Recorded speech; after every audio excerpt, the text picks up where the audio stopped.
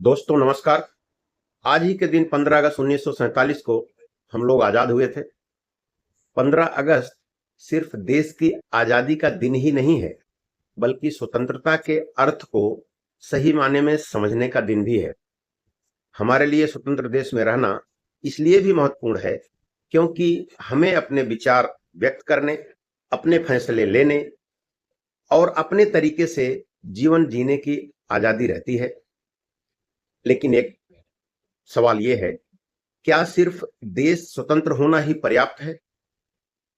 हम अपने परिवार में अपने मन की बातें कह सकें, अपने फैसले खुद से ले सकें और भविष्य के लिए दूसरों पर निर्भर ना रहें, इसके लिए फाइनेंशियल फ्रीडम भी उतना ही महत्वपूर्ण है।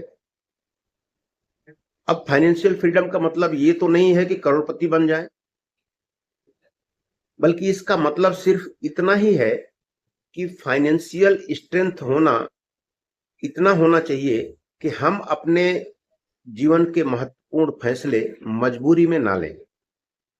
और इसकी शुरुआत कोई बहुत बड़ी रकम से नहीं, बल्कि आप अपने आय का एक छोटा सा हिस्सा नियमित रूप से बचाकर एसआईपी जैसे डिसिप्लिन्ड इन्वेस्टमेंट के साथ लंबे समय में एक बड़ा फाइनेंशियल कॉर्पस तैयार कर सकते हैं, जो आपको आपके महत्वपूर्ण फैसले लेने के लिए, आपके बच्चों के एजुकेशन के लिए, उनके मैरिज के लिए और आपके रिटायरमेंट में एक बड़ा मददगार साबित हो सकता है।